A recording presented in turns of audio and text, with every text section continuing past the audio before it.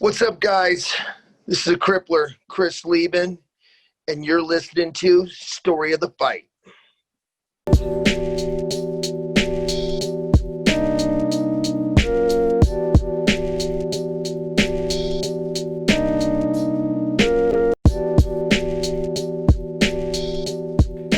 Good morning, Will.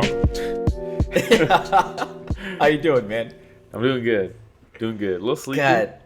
A little sleepy. Same. But I'm doing good. Same. I think I didn't go to sleep over till like 1:30 in the morning, watching some of the post-fight press conference. Dude, it was a long post-fight press conference. It was. And woke up at 6 this morning. Same. So I'm running off a few hours of sleep. You know what I mean? Yeah, I can tell it's just by the hat you're wearing. Nobody who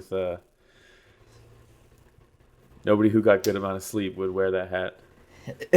I mean, I'm not even an Angels fan. I'm just like looking through my hats. I'm like, I guess this one will work. Nice. I have so many hats, dude. Yeah.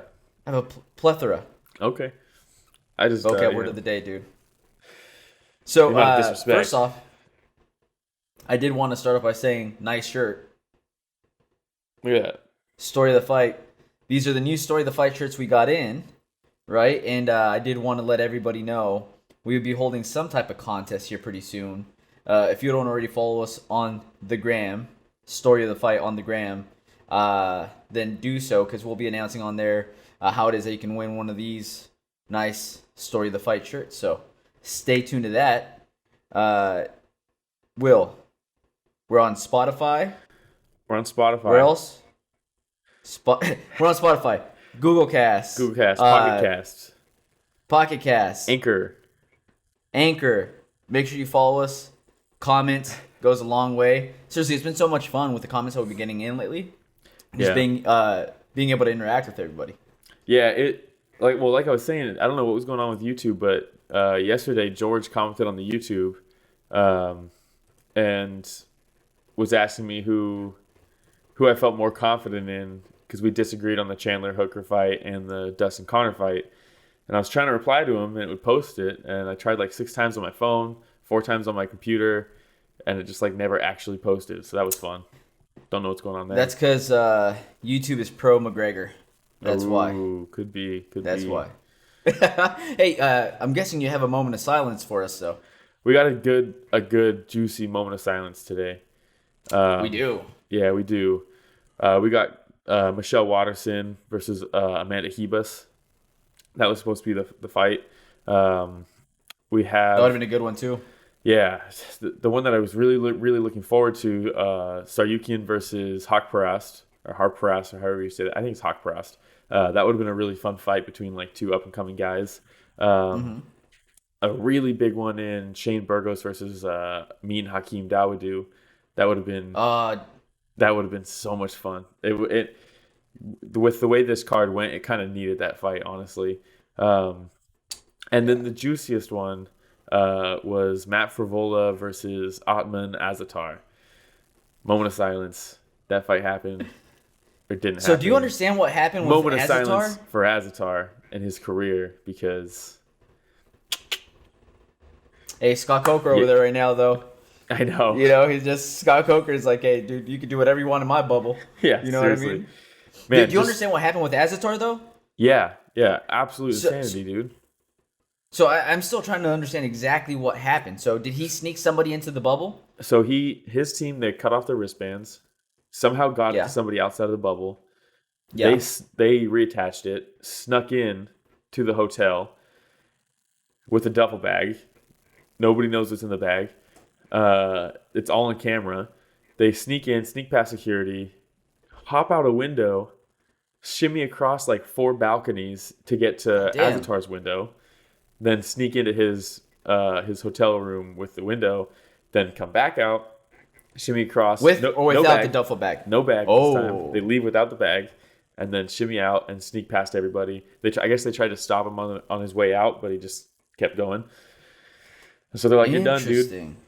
And they asked him in the post-fight press conference what was in the bag, and he said, "I don't even know." It's like, bullshit, Dana. You know. He knows. Yeah. He knows. He knows. Man, that's one of the craziest stories I've heard as of late. Like, I know in the NBA, like they sneak like bringing girls chicks like in and stuff. Instagram Yeah. models in, hookers and stuff like that. But this is the first to hear this in the Abu Dhabi bubble. Yeah.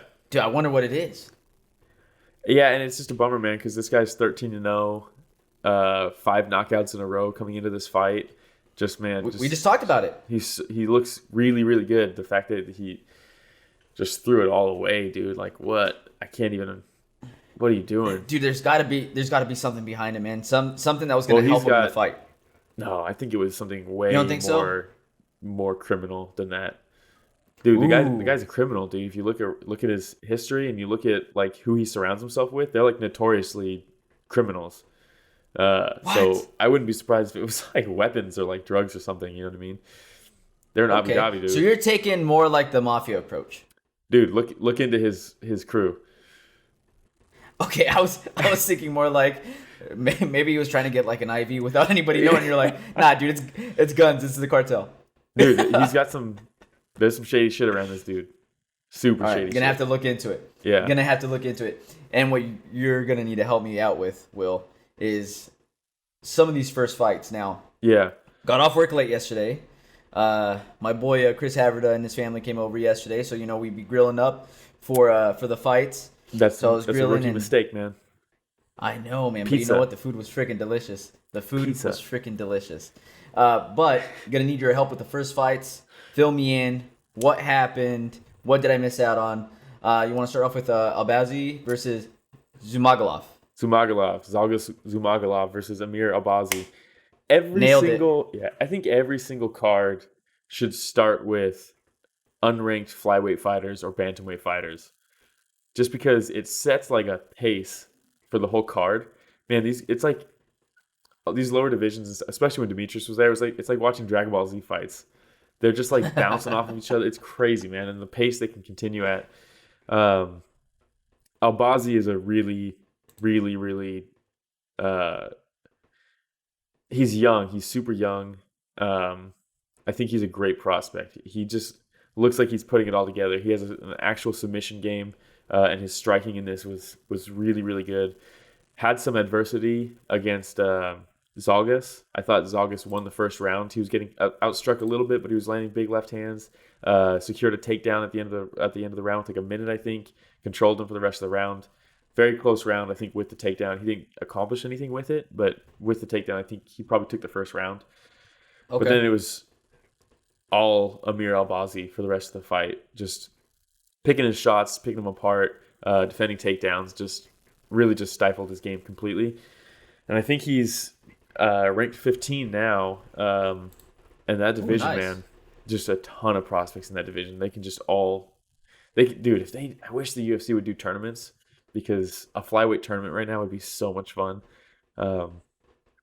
Yeah. And Dana continues to show not very much interest on any type of tournaments. Yeah, I know. I get it. But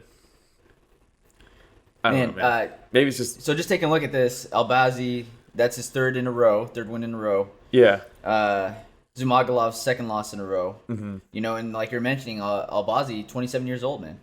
Yeah, man, he's young. And he's only 27 years old. Yeah, and I don't think they should, like... I don't think Zhumagulov is in like any danger of being cut or anything like that. I mean, it was a good fight, dude. It was a 29-28, you know what I mean? He won the first round. Albazi just made the adjustments that he needed to. And in his post-fight speech, dedicates the win to victims of there was that twin suicide bombing in Baghdad like 3 or 4 days ago, and he's from Baghdad, so yeah, kind of a cool little like dedication for that fight. I'm excited for the guy, man. He looks the part. I think he's the real deal. I'm definitely gonna have to run this one back. How about Evolev versus Nick Lentz? Yeah, man. Evolev is. We've talked about him before. This guy is another dude. The prelims lately have been so good. Like the talent depth in the UFC right now is so crazy, man. Evolev is. This guy's problems, dude. He's problems for a lot of people, I think. I think he could already be in the top 10 beating people. Snaps. In the first round, I actually gave the first round to Nick Lentz, and I was kind of surprised because I think it was like a minus 700 favorite or something like that, Evolev coming into this. And he shot in on a takedown, and Nick Lentz got one of the deepest guillotines I've ever seen. And I think he set up like 4 guillotines that round. And Evolev just stayed calm, got out of him, did what he had to do. But, dude, they were tight. Like, if you go back and rewatch this one, it looks like a wrap right away. And Nick Lentz probably gassed his arms out a little bit going for him. But then the second and third round, Evolev just, like, momentum, and just started picking him apart. Anytime Nick Lentz would shoot, he would just stuff it back to beating him up. I mean, if you look at his face after this fight, Nick Lentz got battered. I think Nick Lentz retired after the fight, not in the cage because you don't have time to interview everybody, right, in the prelims. But Yeah. I think he retired, and he talked about how, remember he had that eye injury in his last fight? And his eye was fucked. He was wearing an eye patch forever. Just super gnarly. Apparently lost 40% of his vision. Dang. And still, I don't know how he got cleared for this fight, to be honest. But, I mean, if Bisping could do it with one eye, it's probably not the hardest test, But, yeah, he retired, man. And Nick Lentz had a long career, dude. He's been in there with some really, really tough guys. He's kind of served as that, like, tester. You know what I mean? Yeah, well, I mean, just taking a look at it right now, his last few fights, he's at Arnold Allen, lost to Charles DuBronx Oliveira. Yeah. He's got Gray Maynard in there. I mean, he has a lot of big names, Danny Castillo. Mm-hmm. So he's gone up against some tough competition. Chad Mendes. He's fought DuBronx, I think, like 3 times. Yeah, 2 or 3 times, right? Yeah, dude, you look at some of the names, though, man, and like I was saying, like, really a tester for the UFC, man. Like, you hate to use the word gatekeeper, but I mean, it's kind of what he is, right? And I don't think there's anything wrong with that, because all that means is you're a benchmark, like you're seen as somebody who only the elite can get past, Yep. But yeah, Arnold Allen, Gray Maynard, David Tamer, Will Brooks, Islam Makhachev, Danny Castillo, DuBronx, Manny Gamburian, Chad Mendes, Hakran Diaz. You know what I mean? Like Tyson Griffin, old school Rob Emerson. Like, what year was that? 2010? Damn. It's been around forever, dude. 42 fights. I mean, long career, man. So respect to Nick Lentz. 30-12 he finished up. Yeah. Respectable. Yeah, very respectable. Man. Yeah, very. And Evolev continues to be the real deal. He passed the test, Yep. All right, so for this next one here, Prachnio versus Rountree. Mm-hmm. And you did see this one? I did not. I started with the Julianna Pena fight. Khalil Rountree, man. I think this fight should have been a draw. It really? Was close first round. Both were, dude. Go back and watch this one because these guys were fucking clacking each other. It was pretty gnarly. But Prachnio, I thought, took the first. It was close, but he took it. They were both swinging pretty hard. But it was close. Second round was all Khalil Rountree. Dropped him with a check right hook. Completely dropped him. He popped back up. Almost got the finish. This was a very clear cut. In my opinion, should be a 10-8 round for Khalil. Oh, snap. And people can be like, oh, you're throwing out 10-8s way too often. But it's like, dude, watch that first round and watch the second round. You think those should be scored the same? You know what I mean? Like, they just shouldn't. Third round, though, it looks like this is Khalil's fight. And I think he may have gassed trying to get for the finish, even though he was very patient for the finish. But and maybe he thought he was up 2-0 and thought he could kind of cruise. But, man, Prachnio just kept coming forward and swinging. And so he just won the fight on pure volume, I think. He won the first and third. But it's disappointing to see, man, because Khalil he shows, like, glimpses of, like, real greatness, That's just what I was about to say. He loses to Johnny Walker. Mm-hmm. And he's like, man, I got my ass kicked with Muay Thai. Mm-hmm. Goes to Thailand, starts training, comes back against Eric Anders. Yeah. And just looks phenomenal. Like, better than I've ever seen Rountree. Mm-hmm. And then we have a loss against Kudalaba. Right? Yeah, and which is no slouch, right? We know that. No slouch. Yeah. No slouch. And I'll have to go back and look at the fight against Prachnio here to see. But it sounds like it was a better performance maybe than against Kudalaba. Safe to say? Yeah, definitely. I mean, he almost finished him, man. He dropped him in the second, and it was a violent. It was one of those ones where Prachnio's throwing, and then the check hand comes, and he like whiffs and goes down. One of those, like Kung Lee versus Rich Franklin, but not as violent. But yeah, man, he looked good, man. It's just not quite put together, And he's talked about retiring and stuff. I think he did retire technically at one point. So I don't know where his head's at and all that kind of stuff, but it was a good fight. It was a fun fight. He's definitely a fun fighter to watch, man. And I'm hoping we get to watch a few more fights with Rountree.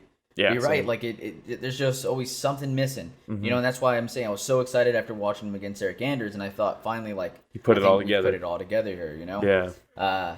But man, different strides for everybody, I guess. Yeah. So this next one, I don't know if you remember, but when we went through for our 2021 predictions, I said the dark horse of this division, is Julianna Pena. Right? What'd you think? I thought she beat Sara McMann. Facts. Yeah. I don't know what that means in the grand scheme of anything, to be honest. She's supposed to win this fight. She looked good though, you have to do what you have to do against who you're against, right? And she did what she needed to do. I don't know where that puts her though, if I'm being honest. Okay. What do you think? So I've always thought really highly of Julianna Pena. Yeah. I have. And like I said on one of our recent podcasts, seeing her against Jermaine Durandamy, where she was winning that fight, got caught in the guillotine. Yeah. Was put to sleep in the guillotine. Put to sleep. But before that, I think she has the wrestling skills to be able to give a lot of the women in this division some serious problems, man. I think so too. The person that's currently the number one ranked person in the division, which would be Jermaine Durandamy. Yeah. So taking a look at everybody else that's ahead of her right now, Irene Aldana, Raquel Pennington, Aspen Ladd, Holly Holm. I guess that's surprising when we start seeing ahead of her. Yeah, when you start seeing like the Holly Holm, Holly Holm's really experienced and maybe being able to keep her distance might be really good, But if Julianna Pena gets any one of these women up against the fence and gets them down to the ground, it's some serious problems, man. Yeah, definitely. She called out Amanda already. Did you see that exchange? Yeah, I saw that. I mean, you got to shoot your shot. You know what I mean? Shoot your shot. But man, shoot your shot. What a way to get shot down, though. You saw that, though, right? No, what did Amanda and Nina, the duo, just like shut her down because Julianna Pena said Amanda was ducking her, right? We all know the real story is that she was supposed to get the title shot after she beat Jermaine Durandamy, but then didn't, right? So Amanda says, "Ducking? You couldn't even make yourself a contender for me." And then Nina Ansaroff replies saying, "Remember that one time you guys were supposed to fight, but then she lost?" And then Amanda Nunes says, "Twice." Oh, fucking brutal, dude. I mean, again, shoot your shot. Yeah. Facts. You gotta shoot your shot. Yeah. But when you get shot down like that, it's brutal, man. Damn, man. That is pretty brutal. What do you say to that? Okay. Yeah. I guess I'll fight more people. Sorry. I mean, there's sorry about that. I brought you up. There's some good fights to be had, though, for Julianna Pena. And like I said, I still think she's the dark horse of the division. She can make a nice run. And we might be able to see a Julianna Pena versus Amanda Nunes. You talked about you think Amanda Nunes might end up retiring here by the end of the year. Yeah. Which is a real possibility. Yeah. Real possibility. I mean, what's left for her, Yeah, and especially after I just named off the names I did. Yeah, Jermaine Durandamy, Holly Holm, Aspen Ladd, Raquel Pennington. We saw what happened between Amanda Nunes and Raquel Pennington. That was pretty sad. Yeah, it was brutal. Yeah, but you're right. Just got a family to support. Bring in that money. See what we could do. Set up generations for yourself. Why not? Yeah. Do you have anything else on that fight other than the fact that Penny won? Not really. Sara McMann, maybe. Yeah, I don't know, man. There's still still that group from the Rousey dominated era that is still kind of clinging on and stuff, and I don't know really what's left for that group. You know what I mean? Not much. Yeah. Not much, but hey, do your thing. If you're a professional athlete and you're getting paid, to do what you love to do, then do your thing. Yeah, as long as the UFC says I'll continue employing you. I guess giving you the opportunity, right? As Dana White says, to fight in the UFC, then do it, man. There's a lot of people out there that dream to be a professional athlete and get paid for doing what they love to do. So, hey, more power to McMann. If you were in the major leagues and they're like, "Hey, Will, we're gonna pay you to ride the bench." Yeah, the old Chris Davis special, the Orioles Chris Davis. That dude's making millions. Right, let's see here. Tavares versus Shoeface. Yeah. Great fight. What do you think about this fight? It was a very fun fight. Again, going from, because I caught the last couple rounds of the Pena fight, and moving over to this one, it was a nice transition. Dude, I've always been a Tavares fan, and I didn't really realize was Shoeface Tavares. Go ahead. I was just gonna say I didn't realize Tavares and Shoeface. We're just calling him Shoeface. Was yeah, well, I don't know if it's his government name, but okay.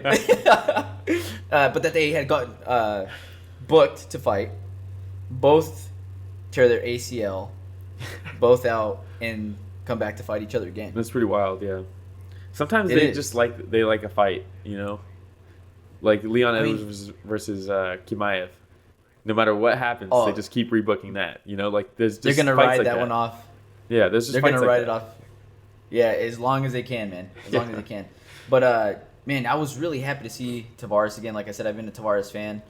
I just really like his aggressive style. Yeah, dude, he's so well rounded. You know what I mean? Like he is. He's not like he doesn't excel at a specific thing like Wonderboy would or Damian Maia would. You know what I mean? But he's just like a mixed martial artist. So like he was on a 4-fight win streak before he lost to this guy named Israel Adesanya. I know. That guy?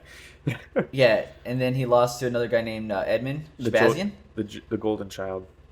The Golden Child? So, I mean, he's lost against a couple really tough opponents. Yeah, Robert Whittaker was his last loss before them. I mean, dude, if you look at his losses, man. Yoel Romero.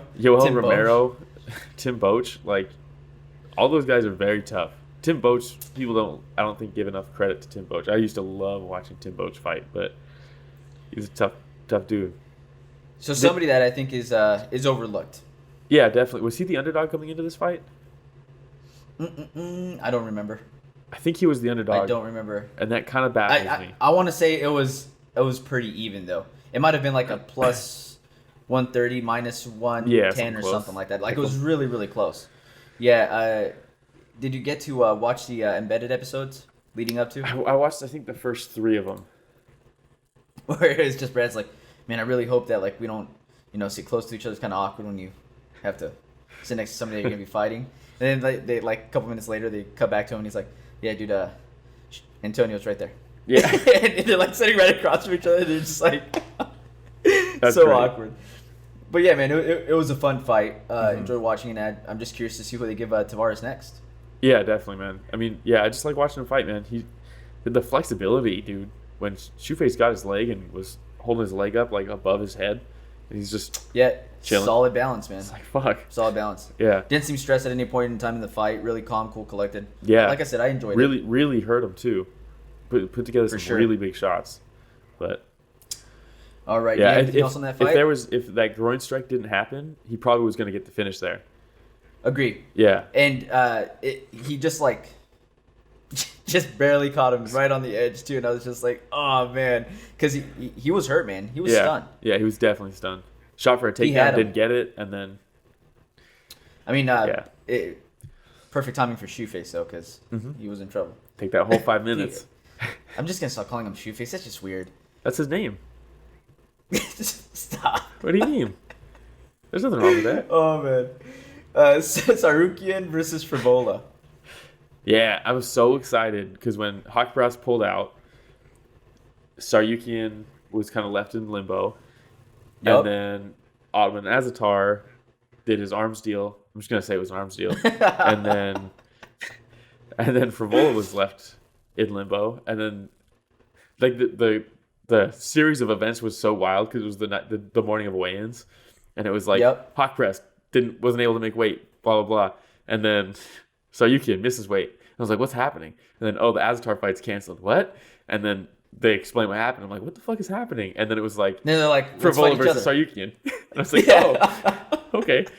And hey, props to both of them for still taking a fight. You know, I mean, I guess they both figured we're already over here in Abu Dhabi. It's not like we're in Vegas. Yeah. You know what I mean? Like, we're both not both making weight. Well, before we stop that or move on from that part of it, though, Tsarukyan, I wonder, he missed weight by 1 pound.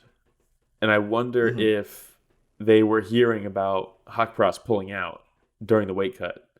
And he was like, fuck it, why am I And he was like, if my continue fight's canceled, weight? what am I doing? You know what I mean? Or even, not even just fully that, but if he just, maybe it just kind of derailed it a little bit and just kind of threw a kink in the machine, you know? Who knows? No, I feel you, yeah, because if he's like, if my fight's canceled, I'm not going to pull Why am I suffering for this last weight? Or this I'm last not going to pull Tony Ferguson and drop the weight just to be able to say I did it. You know what I mean? So, makes sense. So, makes and sense. I'm not giving him an excuse, you got to make weight, but I don't know. I could see how that might be what happened. And I'm so excited for this guy, man. We talked about him last fight, dude. This guy is a complete fighter. We talked about Brad Tavares being a complete mixed martial artist, right? This guy is the same thing, but just another step ahead, man. He is so good. He has so much promise, dude. So much potential. For sure. I felt like it was a fairly easy fight for him, too. Dude, I thought Frevola looked pretty damn good, too, if I'm being honest. Definitely levels to this, right? But Frevola looks like he has a ton of potential also, man. People lose, dude. And Frevola's now 15-2. He was training for a very different fighter, you know? Like, he showed some stuff, too. I mean, he definitely lost this fight. But absolutely, it was a competitive fight. You know, he had some interesting stuff. It's crazy scrambles. With Tsarukyan, you know, because a lot of times you'll see somebody that has easy takedowns and they figure, you know, I'm being pretty dominant on top. Let me just cruise this out. I just felt like the entire time he was trying to gain better position. Yeah. He had some ground and pound going, you know, so, dude, I like I said, I was really impressed with Tsarukyan. He's going to be big, man. Again. He's going to be very big. Unranked, dude, lightweight division is crazy right now. Like, this guy, the fact that this guy's not even ranked is insane to me. You look at his losses, dude. Alexander Belik, never heard of him. He lost. It was his second professional fight, and it was 2015. Right? That basically doesn't even matter. Then he goes on what seems like a crazy win streak, like 10 fights, and then he fights Islam Makhachev in his UFC debut. And he loses that. That's a tough debut, man. That's a very tough debut. And he loses it. But, dude, go back and watch that fight. And, dude, the back and forth grappling, dude, he held his own. He lost the fight, but he held his own against Makhachev, who's supposed to be like the second coming of Khabib. You know what I mean? So, dude, this guy's legit, man. That's a loss that he does not have to hang his head on. You know, this guy's very legit. So who's next? You got Drew Dober. Drew Dober, I think, is booked. Is he booked? Gillespie, I think, is booked as well. I think Dober's fighting Benil Dariush, I think. Man. So I don't know how when did you're taking a look at when you're taking a look at the top 15 there, you know, so maybe another fight before he taps into the top 15, unless they're like, here's Ally Quinta. I was thinking Ally Quinta, honestly. I think he's ready for something like that, to be honest. You know. Yeah. Well, hopefully they get him back in there soon, because it didn't look like he took very, very much damage. Yeah. In this fight. So. It was a great fight, man. That guy he's exciting, man. I'm really, really high on him. 24 years old. On this super young. Yeah, I'm older than him, so that's cool. Dang, dude, that's cool. by 6 months. This next fight. Yeah. With Ribas and Rodriguez. Now I picked Ribas. Same. I believe we both did. Yeah. Right? And it's safe to say that the first round went very much how we expected the whole fight to go. Yeah. Didn't work out that way. Yeah. But there was a point in time where Rodriguez, I saw her walking out and I thought, okay, this is interesting. Because she has the fighting spirit of a Brazilian, but then the Irish fighting music coming out as well. And I was like, okay. I know, she's got... it's such a strange combo. I thought it was super strange also. But, dude, she did work, That's man. funny. And we talked about not necessarily seeing from her ability to keep the distance and strike, and use her length, which is why I went with Ribas, because I just hadn't seen it yet. That's what we and said. I saw it in the second round against when she Ribas. clobbered her. Dude, I think exactly what we said was she might be able to keep her distance and land shots on the outside and keep her away with her striking, because her striking is way better. We said that coming into it, right? But yeah, like you said, we just haven't Muay seen Thai that champion yet. Brazil. Yeah, we're like, we just haven't seen that yet. And I think we said we haven't seen it yet, but she might show that. And then here she does, dude. The combo looked when she fantastic. first dropped her, holy shit, dude, she cracks. I love this Right division on the so chin, much, man. dude. I love this division. I know. It's the best It's division. so fun. And what's up with your boy Herb Dean? Dude, he's not my boy. Dude, he hasn't been Don't my put boy that since evil like, on me. he hasn't been my boy since like 2013, dude. That was rough, man. It's rough, man. You have to take charge, dude. I thought, and I'm probably gonna get shit for this, honestly, but he should have stopped it when the first ground and pound, right? When he first stepped in. The fact that he didn't stop it there, he should have, but he didn't. When he did stop it, I think that was a terrible stoppage. He should have kept it going, because if there were male fighters, that fight would not have been stopped. It would not have been stopped. She got hit with a 1-2, and she was still standing right there. She was a little wobbly, right? Was still standing right in the center of the cage. I think that was I think it was an early stoppage. He should have stopped it when she was first down and she was getting hit. I think it was an apology stoppage. And that's exactly what I was going to say. We don't need that. We can't have that. It was Herb Dean saying, "Dang, I fucked up. I just took a TKO loss or win from you. Let's make sure you still get it." Not just that. I think he was also thinking, she is rocked. Mm-hmm. She was clearly rocked, right? So when he's going in and he just like slams on the brakes, I don't know what he saw in that split second that was like, she turned for the single leg. She turned for the single leg. Yeah. Like right? Everybody else. But if you take a look at where Herb was at the point that he like tried to back off and not touch Rodriguez, it was just when she was barely going for the single leg. So it's like, dude, if you're stepping in, because he was going in, man. You got to do it. Do it. Yeah. Do it. And nobody would have challenged that stoppage. Nobody. Yeah. Nobody. And he backs off. He looks at Rodriguez like she's crazy. Mm-hmm. It's like, dude, she saw you. She felt you, like, coming in to stop this fight. Yeah. And like the announcers was like, well, I don't think he touched her. It. Yeah. What made you think that? No. And so you even see Rodriguez like, what? All right. Goes right back at it. Comes in with some elbows. And then she cracks her with that 1-2, and you see Hiba's eyes, and she kind of go everywhere, and she's wobbling. And I think Herb Dean at that point in time said, "I fucked up." Not necessarily that I took a TKO away from you, but the fact that you are now taking more damage. You're going to continue taking more damage. When my job is to protect you, the fighter, and I should have protected you the first time. Yeah. I mean, it was just a clusterfuck completely. When they announced that, because they announced, I think before the card even started, maybe when the prelims were first starting, they announced that Mark Goddard was going to be reffing the co-main and Herb Dean was going to be reffing the main. And I was like, what the fuck, man? Like, why is Herzog not in either of those? You know what I mean? Yeah. And once again, he proved that later on, I think was the next fight. It was the next fight. Herzog proved that he's the best again. And that... Because you look at the Conor fight against Khabib, and Herb Dean was the ref on that. In my opinion, that fight alone, you need to take some time off from main events, because Conor cheated more in that fight than I've probably seen any fight ever. Maybe Husmar Palhares, but dude, he kneeing Khabib in the head on the ground, grabbing the inside of his gloves, grabbing the fence, grabbing his shorts to stuff takedowns. He cheated like 8 or 9 times, and not one thing was ever done. And it's like, they know the rules going into the fight. I'm tired of warnings. You grab the fence, fuck you, dude. That's a point. You know not to do that. Yeah, At this Herb point, Dean does what a are you lot. doing? Gives a lot of warnings. Gives Dude, a lot of warnings, man. I shoot a takedown on you, but to defend it, you reach over and you grab the far side of my shorts and you're pulling my shorts up. That's a point. You knee someone on the head on the ground. I get it. Conor was on his back, right? He was in side control on his back, throws the knee up, hits Khabib right in the face. Khabib has to bury his face in his chest. Not even a word. That's the point. You fucking broke the rules, dude. Not only at this level do they know the rules going into this, but just in case they forgot, before their fights in the locker room, they go over everything. So what the fuck are we doing? Why are we giving warnings? You know what I mean? Yep. I hate it.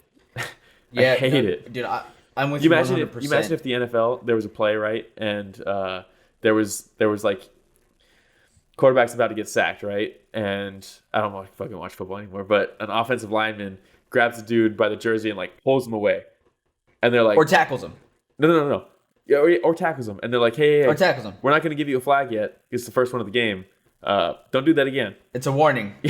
Like, no, dude.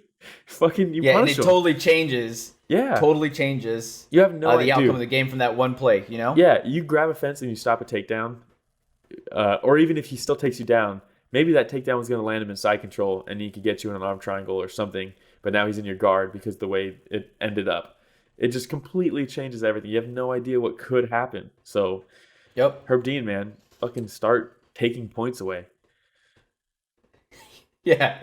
That's my rant. Oh man, poor Herb's gone through a rough time lately. Now on this next one, Muradov versus Sanchez. Mm-hmm. I was a little concerned in the very first round because the announcers were like, Sanchez striking from the time he first started and now has improved dramatically, his confidence.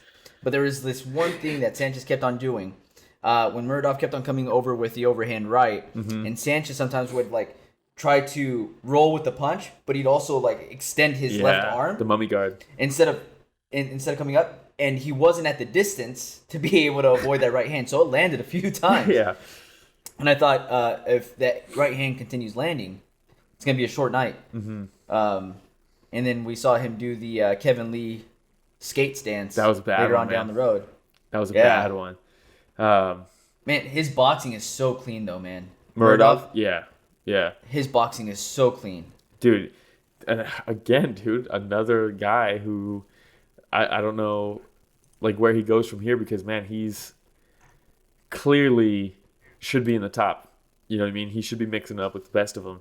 I mean, he's good, you know? He is. And I don't think he's ranked yet, right? This got bumped to the main card. This wasn't supposed to be on the main card. I do not see Muradov on the top 15 right now. No. Maybe you throw him in there with Brad Tavares. I was just thinking that right now. I just saw Brad Tavares' name right now. Yeah. And that would be a fun fight. Or Edmund Shabazian would be a fun fight. I mean, get him up there, man, because clearly he... Or help him continue building his star and get him in there against Chris Weidman. Weidman's fighting Uriah Hall, though. Which is a great fight. That is a good fight. He's still my boy. I think that's a good fight for Uriah Hall. I think it's a good fight for Weidman, too. I think stylistically, Weidman it's a winnable fight for him. I think. Finally getting a winnable fight? Dude, Weidman's had fucking... I'm just talking shit because I know that's your boy, dude. Dude, Weidman's just had a murderer's row, dude. That dude hasn't had an easy fight since Mark Munoz. Ever since when he fought Mark Munoz, that was it. You're off to the races. You're fighting the number one killers for the rest of your life. Holy shit. Yeah, so, man. I mean, just thinking of somebody to partner Muradov with, you know, it's a little tough when I take a look at that list. We'll see what the UFC comes up with. Yeah. But I do want to see him again, man. Did you see what he said after the fight? Is that the one where he asked Dana White to follow him on Instagram? He hops the fence. He's like talking to Dana. Dana walks all the way over to him and is talking to him. And I'm like, holy shit, man, that's crazy. Like, I wonder what he's saying. Who's he calling out? All this stuff. No, he just asked him to follow him on Instagram. Again, you gotta shoot your shot, dude. Yeah. You gotta shoot your shot. Yeah. I mean, if that's what your shot is, more power to you, man. Yeah. The next one, I versus Calderwood. Good call on this one. Props. Remember when I said JoJo by unanimous decision? You sure did, man. You sure did. And I continue again not throwing. I don't want to throw shade on this division. Yeah. But even watching JoJo, her striking looked pretty good. Dude, she looked like she's made changes. But she also was fighting Jessica Ai, so. Exactly. Also looked awful in my eyes. Dude, all she was trying to do is throw uppercuts in the clinch. That's the only thing she tried the entire fight. That's it. And, man, JoJo's, again, her striking looked pretty good. It was crisp. And I think about a JoJo versus like a Valentina Shevchenko. Yeah. And there's just... She seemed somewhat slow. Mm-hmm. But Jessica Ai made her look faster than she really is. Yeah. So I didn't really know what to take away from this fight with Calderwood. Yeah. The biggest thing I took away is just that there's just so much separation. Yeah. Huge much separation. Yeah. Probably more than in any other division, maybe other than the bantamweight division for the women as well. Yeah. Yeah, man, it's tough. Dude. It's just but it was fun watching her just kind of really put it all together, you know. I think she's been needing a fight like this to really like give herself some confidence and just, dude, I mean, everything she was throwing, she's landing, you know. Those knees in the clinch were brutal, man, to the gut. She landed those body shot knees, and those were brutal. She was throwing elbows on the break. She landed that crazy front kick also. That was pretty nasty. And then this guy just smiles at her. Yeah. It's like, you got me. Yeah. You got me. Sick, man. Yeah, I really liked this fight. It was fun. But I also will go on record saying that I cannot stand Jessica Ai, so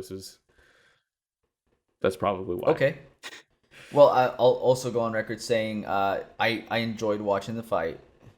I was wrong on this one, right? Calderwood. We need to start wagering pulled shit. it off. But I'll also go on record saying, UFC, please don't put this on a main card. Like when you have, dude, I'll take it on the prelims all day, every day. Yeah, I get why. I mean, they had some shakeups, right? Obviously, but this was still technically on the main card. But you got to think if Frevola versus Azatar was still there, that got replaced with the I think it was Muradov fight. Muradov, wasn't it? Yeah. Yep. But then also find a spot for Shane Burgos versus Hakeem Dawodu. Obviously, that would have been also on this main card. I mean, if the main card was true, Amanda Ribas versus Rodriguez, and then it was Azatar versus what's his name? Frevola, and then Dawodu versus Burgos, and then Chandler versus Hooker, and then Conor versus Dustin. Now we're talking, you know. So there were some shakeups, you know. So, and I get why. Obviously, I think Frevola versus Tsarukyan should have been on the main card instead of that fight. But I get that they needed a prelim headliner, and that fits the bill for that, you know. So I get why it happened, but yeah, you're right. Now, your boy George did it.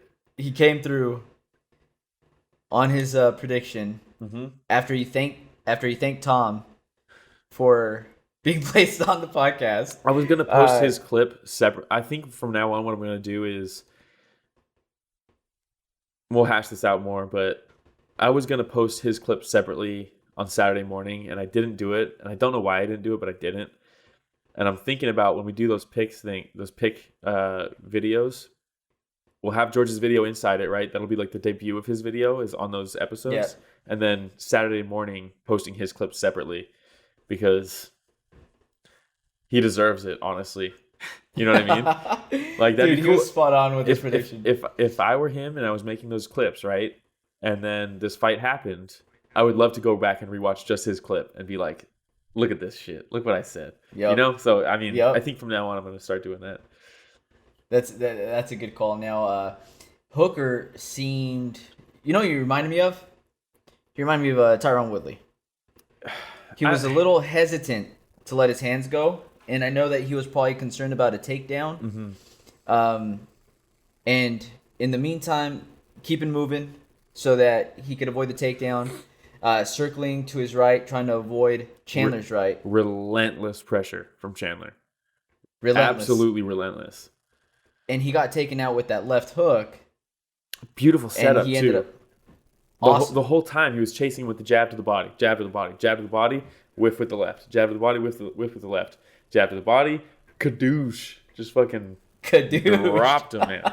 Dropped him. And again, and the entire time, if you think about it, with Hooker circling towards what ended up being his power shot with the left, so it was no bueno, man. Yeah. No bueno. Yeah. And it was a quick stoppage by Mark Goddard, but it was a good stoppage. It was a good stoppage. He was out, man. Dude, that was the follow-up, a hard shot. He wasn't out. It was a flash knockdown, but the follow-up shots are undeniable. You have to stop that fight. The speed of those follow-up shots, he landed like 15 strikes. It was brutal. I felt like he was. There was nowhere for him to go. I felt like he was like out in the sense where like he gets hit really hard with that left, bounces off the cage. It looked like he was gonna try to probably go for a single leg or something to just try to stay in the fight. On, yeah. And then right after that first right hook to the temple. Yeah, dude, that was gnarly, man. Held him right behind the neck. Yeah. And just kept on pounding right on that temple. The old Uncle Chael, I can't let you get close to me. Bah, bah, bah, bah. Yeah. It's just fucking, dude, it was so Against fast. Vanderlei Silva. Yeah. Can't let you get close to me. So funny. But very impressive debut. And the reason that I had gone with Hooker, one of the most, is because the reason I went with Hooker is because there's a history of people coming from outside organizations coming in and, you know, under the bright lights of the UFC have somewhat of a rough start. Yeah. Okay. But Chandler didn't seem affected at all by those bright lights. Walking to the cage smiling. He truly feels like he belongs there. Not just that he belongs there, but that he is amongst the elite. I think in that division. So me and Kevin were talking about it, and he was like, "I wonder why he didn't move over sooner." And I was like, "Man, he's the face of Bellator. They were paying him so much money, right? I mean, he probably took a pay cut to come over to the UFC, most likely." And then he's like, "Yeah, but like if he's really talking about how the whole time he's been when he's training for a fighter, he's actually training for the UFC champ. He's always looked over at the UFC and known that that's where the real test is, all this stuff. If he really felt like that, like it's kind of like disingenuous for him to be saying all this stuff, and then it still took him so long to actually make the switch, right? When he probably could have made the switch whenever he wanted to. And I get that. And I think part of it also is an eensy-weensy bit of self-doubt, that fear of the unknown. What if I am the best in Bellator and that I am not cracked up to beat the top 5 in the UFC? And I'm sure, dude, when you're comfortable in Bellator and you're making a ton of money, you don't want to test that water because you have this self-image and you don't want to let those thoughts in. I'm sure those were there a little bit. But man, this completely eradicates those thoughts. He's got to feel so good right now, dude. And he seems like such a good guy, you know? He does. He's a little cheesy, you know, sometimes. I think I texted you that I really like the way that he showed up on the press conference. I felt like he was given recognition. I felt like he was giving recognition, and at the same time, like not being super cocky, but letting everybody know, like I'm here and like I'm here for a reason. Like I feel like I belong amongst everybody else that's here on the stage. Mm-hmm. You know. You said you felt like it was too much. I think it came off a little bit. It was good, and then it came to a point where it was like, dude, you got to stop like kissing the ass of these other fighters. Like you can't just come in here and think that they're the best, because it seemed like he was almost like a little starstruck to me. You know what I mean? Like he was like, I'm on the same table as Dustin Poirier and Conor McGregor. Like they're so good. And he just kept going on and on. And I think if this was a different Conor at that press conference, Conor would have capped on him super hard, I think, for like sucking his dick too much. But you know, you come over, you be respectful. I like that. I'll never be able to take him seriously because that picture of him in that long sleeve collar shirt and those ripped shorts with the jean shorts, the skin tight jean shorts above the knee, bunch of rips in them. Can't take that guy seriously after that. But man, he got it done, you know. He sure did. This was one of those ones. So the comment from George on the last YouTube video of our predictions was because he had Conor winning, he had Chandler winning, obviously, and he was like, who are you more confident in, right? Because he was trying to make a wager and all that jazz, right? And what did he say? Let's see, I have it right here. He said, podcaster on the left, would you feel more confident putting money on Hooker to win or Poirier to win? And for some reason, my comment wouldn't post. I was able to reply for the other guy, Mezzy One Nation. Shout out, likes our podcast. Thank you for subscribing. Thank you, Mezzy One Nation. Yeah. Appreciate you. Really appreciate it. Keep commenting because we'll have conversations about stuff. But, well, if it lets us. Because I tried to reply to this saying Poirier ride or die, right? Because the Hooker Chandler fight, I had Hooker winning. But at the same time, I saw a ton of stuff that when they first announced this fight, my initial gut reaction, honestly, was Chandler. But Chandler not by knockout, Chandler by wrestling. But I thought this is a pretty good matchup, right? Striker versus wrestler. It's a winnable fight for Chandler on his debut. And then the more I thought about it, I was like, but Hooker does this, Chandler won't be able to adapt to this. And then I got in my own head and I ended up swaying towards Hooker, right? But Chandler proved a lot of people wrong.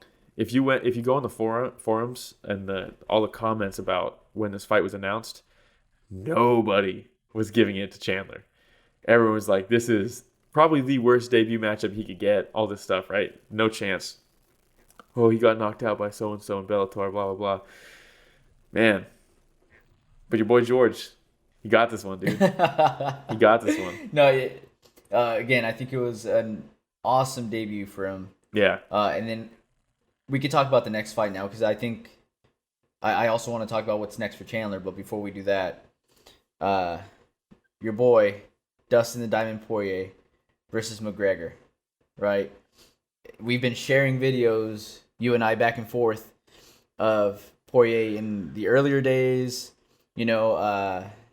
Poirier in press conferences leading up to interviews. And one of the things that I'm taking away from this, not just that Poirier is a good guy with the good fight foundation, we already know that. Not just that he's one of the best in the world in the lightweight division, we all know that. But it's just like how much he truly cares about his legacy. You know what I mean? Like, he, in his heart of hearts, man, like, truly cares about his wins, his losses.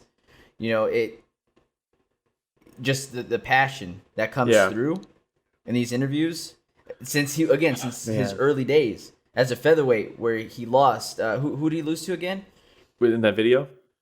Yeah. It was when Korean Zombie put him to sleep with the darts choke. Yeah. And when they're talking to him about it, and you could see him holding tears back. Dude, when he's like, and the interviewer's like, yeah, I gotta give you props, man. There's no way you're gonna tap out to that. You'd rather go put to sleep. And then he kind of laughs. He's like, yeah, I've kind of felt the tunnel closing, and then all of a sudden it stopped. I don't know what really happened there. Like, it didn't see him. Well, whatever, right? And then he moves on to another question. He starts asking another question, and then he cuts him off. He says, was I out? And he's like, yeah, you went out. Bro, his reaction to that, dude, he laughs, but you could tell it's like it was eating him inside. Man. Like he like. And then the part where he was like, he cut him off too. I don't know if you caught that one. And he goes, and the darts choke's my thing too, man. I know. Like, it was just eating him alive. Yeah, and dude, when he laughs, when he says you did go out, he laughs, but you could see his face contort. You know when you that in deep inside you cry and your face contorts and you try to fight it, but you can't. You see that as he's trying to laugh it off, but man, you could tell that it just means so much to him. And I think he was 23 at that time. He's 32 now, and he's talking about at the end of that interview. He's talking about how he's like I'm supposed to win. I'm supposed to win. I'm not supposed to lose.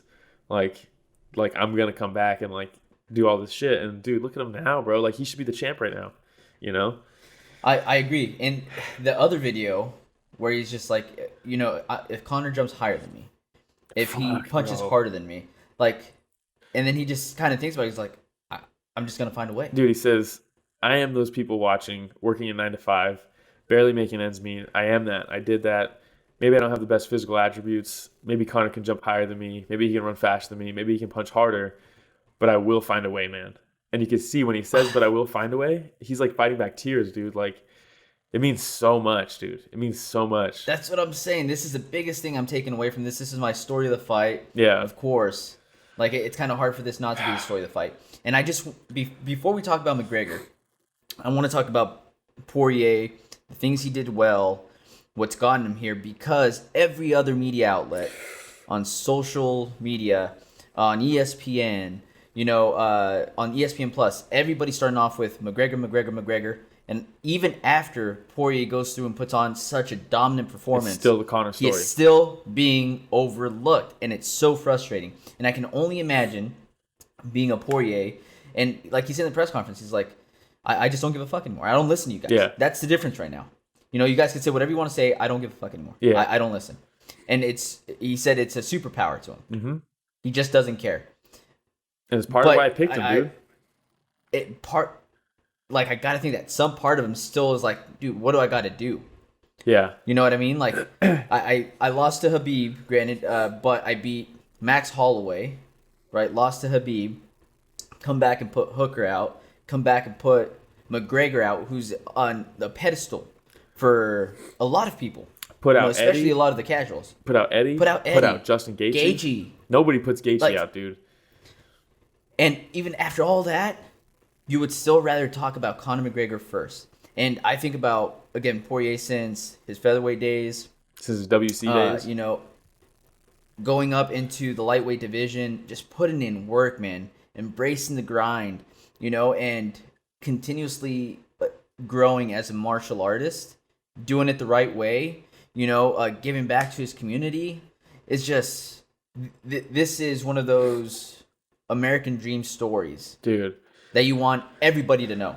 Yeah, man, it's just one of those things where he just, like I said before, Conor was super respectful in the press conference, because at this point in Dustin's career, he demands that level of respect. If you go in and you talk shit about Dustin, you're like, what are you going to say? That he's a shit fighter? Because he's not.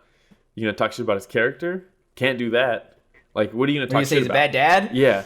Like, bad husband? You cannot talk shit about him, And if you do, you're the asshole. There's no way you can talk shit about him in any facet of his life and be seen as, like, making any sense whatsoever. You're just an asshole. And he just demands that respect now, man. And going into this one, I picked Dustin, right? And there was like, it's like Poirier, like I said, Poirier ride or die, dude. Like there's things, this fight could have gone differently. This fight definitely could have gone differently. And I could see tons of paths for Conor to win this fight, but like, there's just no way that I'm going to count Dustin out of any fight. You know what I mean? If Khabib came back and fought him, I'd probably pick Khabib. Just because stylistically, I don't think anybody beats him. And it's no knock on Dustin, right? It's just Khabib is that good. Possibly the GOAT.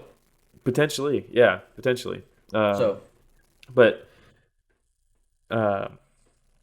picking Dustin in this one, I kept hearing everybody saying, "I hope he wins. I hope he wins. I hope he wins." But I'm picking Conor. You know what I mean? It was everywhere. And every single analyst or fighter who I saw picking fights, the ones that don't have biases, everybody was picking Conor. ESPN was picking Conor. Chael Sonnen picked Conor. Michael Bisping picked Conor. DC picked Conor. Everybody picked Conor. And I get it. I get why, and he showed why, Even Chris Lieben, when we interviewed him, picked Conor. I don't think he did. I think he was picking Dustin, and he said, I'll never. I don't think he said I'll never not pick Conor. He said I'll never count him out. He's proved me wrong too many times. But I think he said he's proven wrong too many times. But I think that's him saying, I think Dustin's gonna win. But I'm not going to commit to that because Conor's proved me wrong so many times that I don't want to look like I picked this wrong. You know what I mean? That's the vibe I got from it. Yeah. But also there's bias there. Chris Lieben knows Dustin Poirier and like can, I don't know, see himself probably in Dustin Poirier a little bit. And there's bias with me, obviously, right? I'm over here sending fucking old interviews to everybody, being like, "Hey, hype yourself on this fight here. Like this is it, right?" And everybody hates on Conor nowadays, and he still has a ton of fans, obviously, too. But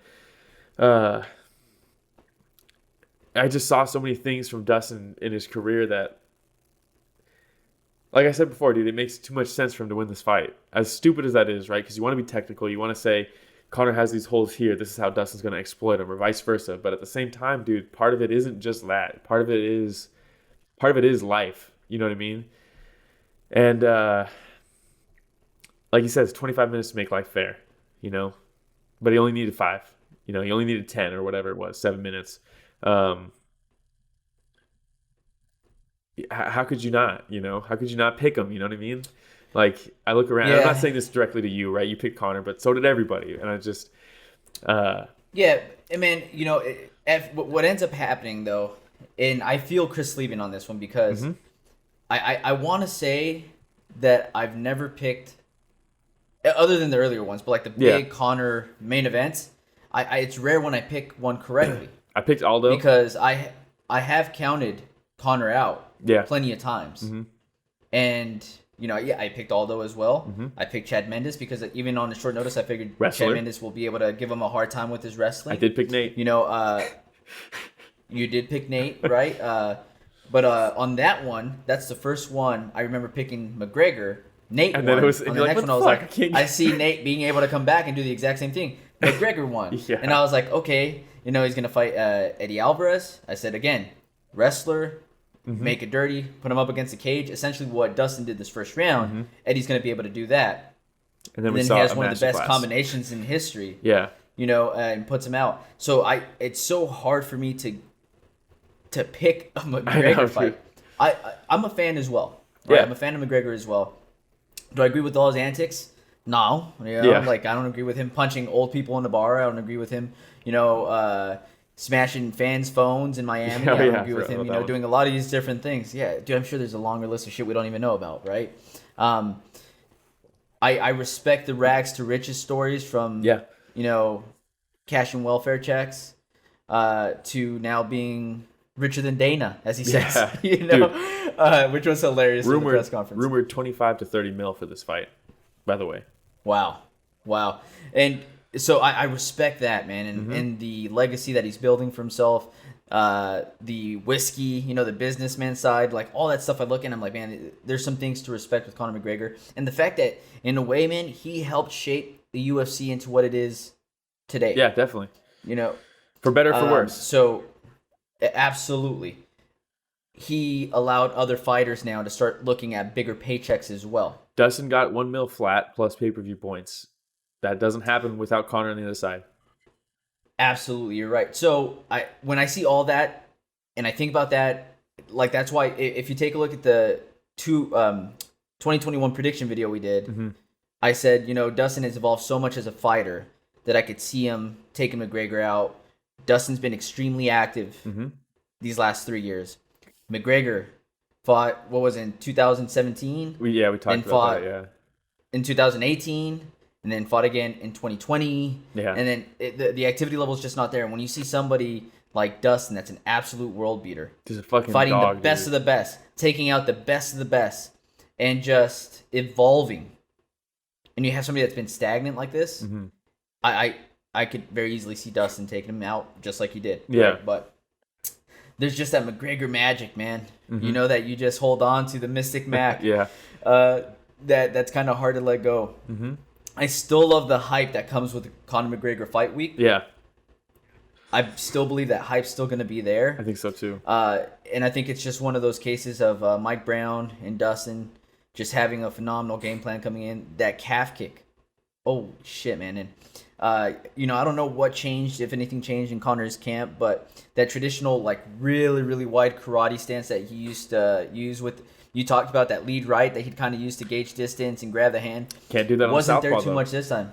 That's all unorthodox. There's just so many things to think about in this fight that led to this. I liked when he would have that right slip and come up with the right... That shovel hook? Woo! That shovel hooks, yeah. That was money a few times. Yeah, it was. But, dude, so this is what I didn't like about Conor's reaction post-fight, and I won't talk too much shit about it because I have zero idea what's going through your mind in those situations, and all the power to him for getting in there and doing the thing, you know what I mean? So I'm not going to talk a bunch of shit about it. I didn't like how the first few words out of his mouth was, "I've been so inactive. I've been so inactive. I've been so inactive." And I was like, dude, just take your lickings, right? He changed his tune when he got to the post-fight press conference, which was, man, I was glued to that interview with him at the post-fight press conference because it was much more humble. Dustin got it done. He was the better man. He's done things I had never experienced before. Very respectful. And I thought, I wish that was the post-fight interview, but it's hard when you're in the cage still. So I'm not going to knock too much on that. But a lot of emotions, and yeah, he got rocked. Got rocked, man. He got rocked. He got rocked. But I don't like that because the narrative and the narrative that people are already saying is, and I'm not saying you said it right now, but I know what you mean, and it's not what people online are saying, right? People online are saying, if Conor was more active, he would have won this fight. He was just there was ring rust, right? When you say that, you're not discounting Dustin. People are discounting Dustin already, saying that if Conor was more active, he would have beat him, right? And it's bullshit because the hardest thing for ring rust is I think finding your timing, finding your range, and slipping punches, which Conor was doing flawlessly in the first round. He found his range immediately. He was landing the left hand immediately. Dustin even said there was one shot where it rocked him so bad that if Conor pressured and hit him a couple more times and like really went after him, he probably would have went down. Conor didn't see it, or he was just being more patient, right? Probably because of the cardio rumors, right? Everybody always talks shit about his cardio. Probably was like, I'm gonna be more patient. I'm landing my shots. I can just keep picking them apart, right? He looked really good in that first round. Conor did. I could see the beginning of the end already in that first round. I don't think any ring rust really had anything to do with it. What I can see the inactivity being warranted for is the fact that the low line calf kick has completely taken over the game while Conor's been gone. I can totally understand that. It's something he said he's never even felt before. It's everybody knows about it now, and they've felt it, they've done it, all this stuff. Conor has been gone this whole time, so that's on John Kavanagh, in my opinion. Boom! I was just about to say. Yeah, he should have definitely, and you can say he should have done this, he should have done this, all this stuff. But the fact that, and maybe Conor was using it as an excuse. He got bested. He did. But there's a reason he got bested, and part of it is that low line calf kick. And if he's being 100% honest and saying that he's never felt it, it just completely blindsided him. How do you overlook the biggest thing in MMA right now? How do you overlook that in a training camp, especially against someone at ATT? What are we doing here? Thiago Alves is one of the head coaches over there. Mike Brown. I mean, even Conor said when he saw Thiago Alves in Dustin's corner, he was like, "Oh, there's gonna be a lot of low kicks right here." The fact that if they really did have a complete oversight on the biggest technique in MMA right now, it maybe shows their almost detachment from recognizing, hey man, people might have bridged some gaps here, and that's exactly what Dustin's done his whole career. He's bridged gaps, you know what I mean? So some legacy thinking as well from McGregor and from Kavanagh, maybe, because even on the press conferences where McGregor says, Dustin's a great fighter. Mm-hmm. I still think that I'm levels above that. Mm-hmm. So yeah, maybe just reluctant to evolve with the recent trends. Yeah. Based off of I still have this left hand. I still have the left hand. I still have my insane timing and range finding. I mean, he still does, man. He was cracking Dustin in that first round. Dustin was getting wobbly, dude, head snapping back. His feet were wobbly. That shoulder strike, dude. He has one of the legit, man. meanest shoulder strikes. Yeah. And then you see Dustin try to do it back. It just doesn't have the same Conor pop. hits him back with it. Yeah. It doesn't have the same pop. And you could tell when Dustin gets rocked, man. Yeah. When he feels something, because he exhales and he but he goes so when he got that shoulder strike, when he got clocked with the left, the straight left, he did the exact same thing. Yeah. So that shoulder strike hurt him. Yeah. But then back to Dustin, though, because that wide karate stance and the way Conor strikes with it, Dan Hardy talks about it. That lead leg is out there. It's far forward. It's open. Mm-hmm. And it's Dustin, man, he just took advantage of that lowering calf kick. He was hitting it inside, outside from both stances. And once he was able to do that, that shuffle foot switch stance combo that he throws, it was perfect because Conor couldn't. Because when you do that, remember what I was talking about? The way Dustin finds range is that combo, and he leaves himself. You leave yourself a little bit open if someone can change angles on you while you are, and they can slip something in.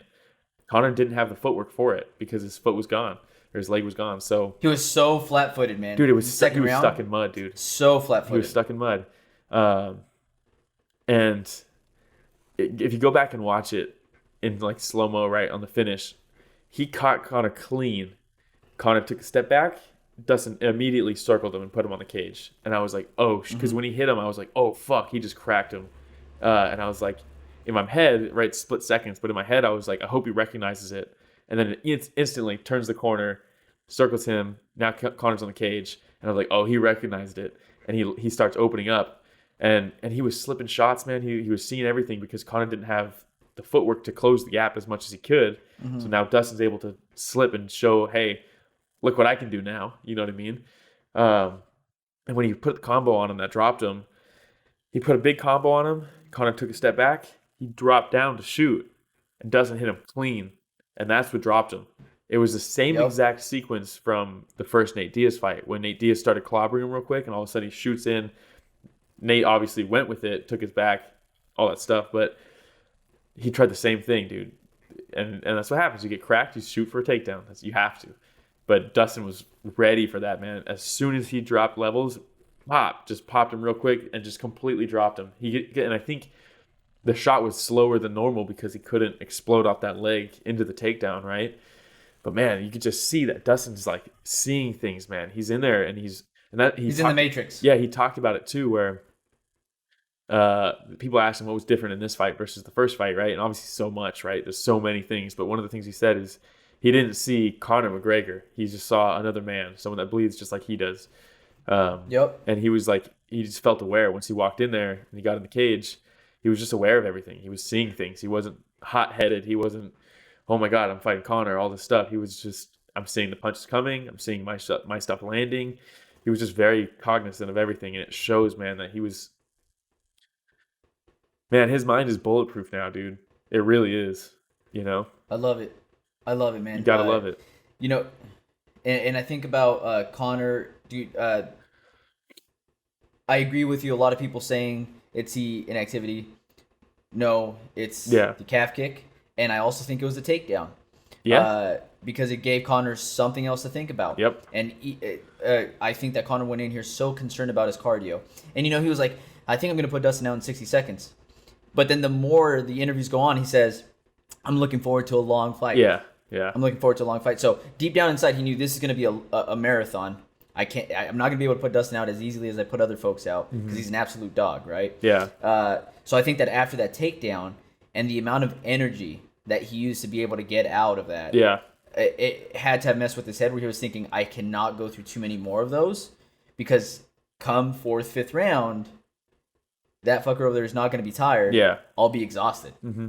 So that's something that's, I think, still playing in the back of his head. But even after he talked about the inactivity, again, it was shortly after him getting rocked harder than we've ever seen him get rocked. Yeah. You know, he got stunned against Nate Diaz. He went for the takedown. Nate took his back, chokes him out. The rest is history. Mm-hmm. But to the point where Conor's eyes are just not able to focus. Yeah. He uses his hand as a pillow he went down on the canvas. Yeah. Dude, he got rocked more than we've ever seen him get rocked. So good on him for staying afterwards because he knew people were going to want to hear what he had to say afterwards. Yeah. And I also don't think he ever went fully out. I think he was still conscious during all of it, you know? But he was obviously fucked up, right? He was but out I mean, of it. Yeah, absolutely. The fact that, but he wasn't knocked out cold. Yeah. You know, and then again, very respectful during the press conferences leading up to the fight. Mm-hmm. Very respectful during the weigh-ins. Mm-hmm. Very respectful, showing a lot of after the interviews, the post-fight interview, the post-fight press conference, when they the ran into backstage, each other yeah. again backstage, was a phenomenal interaction that fans got to see, thanks to social media and a bunch of other outlets. Dude, it's just, if we continue seeing this Conor McGregor, that's awesome. And I also start thinking about, is there like a John Jones factor in here? Where like the crazy wild John Jones is the one that you want to see because you know that he's going to open up against Shogun with a flying kick. Is it the same thing with Conor McGregor? Is he going to come in looser, being a crazy wild Conor McGregor? Or is this more respectful, laid back, tamed Conor McGregor going to be somebody that we're going to continue seeing coming in, and leaving himself open more? Yeah. I don't know. I don't think so. I think this is more of Conor has stayed Conor and Dustin has gotten better I think Dustin's better than him now. And I think there's still a ton of fun fights for Conor, right? Winnable fights, but I think Dustin is just past him now, and it makes sense, like everybody talks about you once you start waking up on silk sheets, all this stuff, right? Shows up on his yacht, drives through the arena in a Rolls Royce. I mean, it's hard to have that drive where Dustin's been clawing still, dude. Dustin's been every single day trying to get better, where Conor's just been maintaining. You know what I mean? So, yep. I think he's just been passed up by Dustin. There's still winnable fights though, and there's he can still knock anybody out, and he can still knock Dustin out. This is what I wanted to talk about when we switched over. So we have to this division. It's so freaking crazy. Yeah. Justin Gaethje, Dustin Poirier, Charles DeBronx Oliveira. Where did he land in all this? Yeah. Conor McGregor, Tony Ferguson, Dan Hooker, Rafael Dos Anjos, Paul Felder. Dude. Michael Chandler. Toss a little Michael Chandler in the mix. Yeah. It's just... Also, shout out, George ended up betting with me and stuff. Ended up winning $80 on Dustin. And then donated that plus another 20, so $100 to his Good Fight Foundation, which I think we should probably put the link in nice, man. on the video. Because it's money I wouldn't have Not without a bad him. idea. You know what I mean? So... Oh, that's awesome, man. Yeah. Awesome. Put that in the description. Nice gesture to the Good Fight Foundation. All right, man. So that's all I got for these fights. Yeah. Do you have anything else? No. Other than kind of like what you said, what's next for the... Are you going to transition to Will's Wisdom, or are you calling it?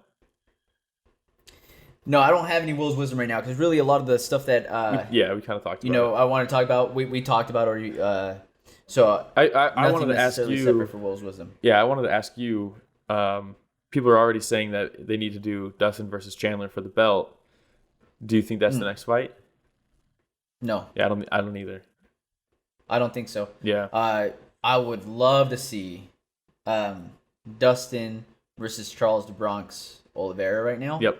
That's the fight. And for selfish reasons, because on the 2021 prediction video, if you go back and watch it, a few episodes ago, make sure you watch it. I go through and I talk about Dustin beating Conor and Charles DeBronx finishing the year with the title, beating out Dustin. And I love Dustin. Yeah. I love Dustin. And again, I continue seeing the evolution in Dustin Poirier. And at this point now, I don't know whether my prediction is going to be very good or not, because I was very confident. But after watching Dustin and just seeing his growth, it's going to be a fun fight. Yeah. It's going to be a fun fight. But since before I said Charles DeBronx versus Dustin Poirier. I think you do DeBronx versus Poirier, you do Chandler versus Gaethje, and you do Conor versus Tony Ferguson. That's what you do. Whereas Nate Diaz is apparently about to fight. I don't know what that is. I wouldn't mind the trilogy right now with Conor and Nate if you don't put Tony Ferguson in the mix. Just because at this point, I don't think after this loss, Conor... Do you just have him do fun fights? Do you have him fight for the belt? Do you have him continue to rise the ranks? I think now is the perfect time to do the Nate fight, because if he fights again and loses, what are we doing here? Game over. He's now... Yeah. I mean, he was 3-3 in his last 6 fights going into this fight. So now that's 3-4 in his last 7. Doesn't sound like the old Conor. You know what I mean? So when do we... You don't want to risk losing that, him versus Nate. So I don't know. You're absolutely right, but I think that without that risk, there's no reward. Yeah, 100%. Because at a certain point, you're gonna see, okay, they put Conor up against Ally Quinta, and people are gonna be able to read between the lines and say, okay, well, the UFC doesn't really think he's gonna make another title run. Yeah. The end of the McGregor hype is here, so that they're still gonna have to put him up against some tough competition. Yeah. To see if he can make another run at the title. Also, the crazy thing is, his next fight, is he gonna main event it? Because he had his debut on the prelims. Yep. Then he fought Max Holloway. And then his third fight in the UFC was a main event against Diego Brandao, right, on Fight Pass. And then ever since then, he's been the main event. Main events. He probably doesn't main event his next fight, Probably not. I mean, he might for the money, right? Like, but in this case, we didn't have a title fight as a main event. Yeah. Probably should have been, but we didn't. Definitely should have been. So let's say that they give us another. I almost felt like this was a tournament style pay-per-view. It right? definitely you got was. to see Chandler versus Hooker, and then you got to see McGregor and Poirier. But if in the next one you give us, Ferguson versus McGregor, and then Gaethje versus Chandler, it might still be another one where he could still be the main event. Yeah, true. Gaethje and Chandler come in, co-main, and then the winners of these now face whoever wins between Dustin Poirier and Charles Oliveira. Yeah. I just hope they don't leapfrog Oliveira, man. I really hope they don't. I feel the same way. I think it's going to happen. If you think about it, if you think about it, Conor could be just one big win away again from another title shot. So Definitely. let's say Poirier goes up against Oliveira, Poirier wins, and then McGregor fights, let's say, a Ferguson or a Gaethje, and he wins in stunning knockout fashion, then the trilogy's right there. Yeah, but yeah. There's so many possibilities. You don't know how long you're going to be able to ride out the McGregor train. Mm-hmm. So let's try to cash in as much as we can, as quickly as we can. Yeah, but I think the cash in as quickly as can is the Nate trilogy. That's a main event. If they do Nate versus Conor, it's a main event. There's no way they put that underneath anything else. That's true. And if Conor gets a decisive win against Nate, because Nate's very hard to put away. Yeah. Right? And let's say that he puts Nate away. Yeah. Then that might be another reason for them to say, okay, he just finished one of his trilogies. Let's give him another trilogy up against Dustin Poirier. Yeah, if he fought Nate next and he beat Nate, he would still have to fight somebody else, I think. Just because I don't think Nate's even ranked anymore. No. But obviously, rankings do not matter when it comes to Conor, so. Nope. Who knows? All right, man. Well, still a lot to look forward to. I'm sure there'll be a lot of news coming out here the next few days. Definitely. And I'm sure we should. By the way, Rich the Casual, I know you had a curry night last night. Right? And it was delicious. But while eating curry, did you catch any of the fights? He asked me, real quick, Rich, before you start. He texted me at some point saying, "Hey, how do you watch the fights?" or something like that. Ooh. So I did get the tech. Reeling him in a little bit. Will shared the tech with me on how to watch the fight. I jumped on this. Which was ESPN Plus, of course. That's what it said on my screen. It said ESPN Plus on the screen that I chose to pull up. Yes. Nice. So thank you for donating that method for me, Will. But yes, so I That's watched. What I do. I'm a charitable guy. I turned it on, and what was the fight that was on? Joanna that was on when I turned on the stream. Jojo versus I. Then I had to cook for a lot longer, and I sat down and I did watch the full title fight, Conor McGregor versus Dustin the Diamond. Gotta love that title fight. Yeah, not a title fight, but you know what? Rich and Casual. I said title fight. It was title fight. No, but it's okay. You know what? Because you started watching clips of Holloway versus Cater, and now you watched a non-title fight in your eyes. And dude, hey, we're baby steps. Baby steps. What did you think? I thought, I feel like lizard brain over here compared to you guys, but it was like, man, it didn't feel as though. Oh, of course, there was the whole clinch with the shoulder strikes. I've never seen shoulder strikes in my life before. I was like, that's crazy, and it looked like they hurt. And it looked like a short range spear, like spearing his whole body into his face. That was cool. But when they were keeping distance and exchanging strikes, Conor didn't really go in for any flurries or whatever. So I was like, I wonder if this is favoring him or not. And then of course when Dustin went in for the kill, like it was his Daniel Cormier made a comment. He was like, he's equally strong with his right and his left hand, and you could tell that both were super damaging on each side. He didn't favor one side over the other, so his flurry was really oppressive. So I thought that was really cool to see. Dang, dude, Casual. that's a take right there, dude. I like that. Hell yeah, that's cool, man. That's a great point because Dustin's actually right-handed. He's a right-handed southpaw. He fights out of the south. Yeah, he fights out of the southpaw position. Rich and casual. I That's love awesome, it. man. All right. Wait. Is that Will, the first full fight you've ever seen? No, I've seen a previous Conor McGregor fight, I believe, in my time, and I used to watch Ronda Rousey fight too. And I once showed up at Buffalo Wild Wings with a friend to watch a fight of some sort. So I've seen some fights, I think. Of some sort. Right on. That's awesome. Nice. All right. Well, I'm glad that he's got McGregor fight under the belt. Oh, a couple, it sounds like. No. He's got a Poirier fight under his belt. Boom. Put some respect I love on it. the I love name. it. All right. Will, do you have anything else? No. Poirier ride or die. Poirier ride or die. All right, everybody. Thanks. Donate to the Good Fight Foundation. And thank you for listening to